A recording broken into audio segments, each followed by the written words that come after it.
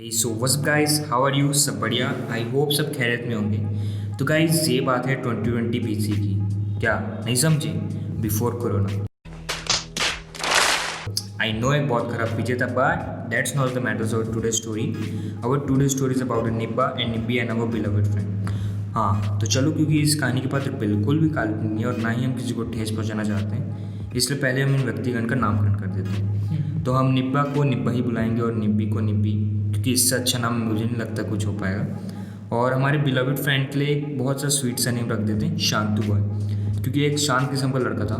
हाँ वैसे किसी इंसान को मैनिपुलेट होने में ज़रा टाइम नहीं लगता है। सीधा कहानी पे आते हैं। तो ये बात शुरू होती है वेडनेसडे जनवरी 2020 BC। अरे बस कर भाई।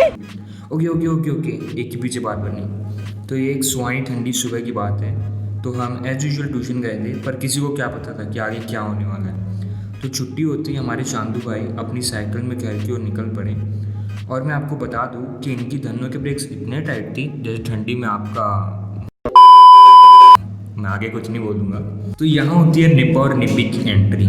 निब्बा अपनी धन्नों में 60 की स्पीड से हमारे शांतु भाई की तरफ आते हुए, और हमारे शांतु भाई के लेफ्ट साइड में था सीवेज पाइप और राइट साइड में थी उसकी निब्बी।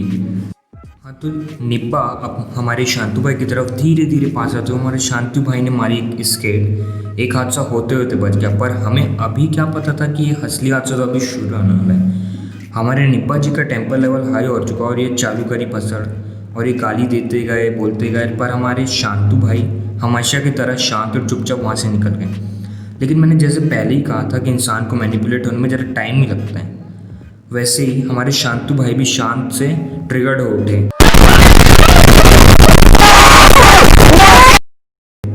हाँ तो उन्होंने भी सोच लिया कि अब इस लौंडे की तो लगानी पड़ेगी। लौंडा घबराइए मत, निब्बा जी और कोई नहीं। हमारे शांतु भाई ने अपने लोकल गुंडों की फौज को बुलाया और निकल पड़े अपने आप को साबित करने की वो भी किसी से कम नहीं। तो दूसरे दिन हम गए उस निब्बा की वाट लगाने, लेकिन उसे पता था कि गलती उसकी थी। उसने अपनी जीएफ के सामने एटीट्यूड दिखाया था, इसलिए उसने अपनी निब्बी को बोल दिया कि मैं आज नहीं मिल पाऊंगा। So overall day 2 was a waste.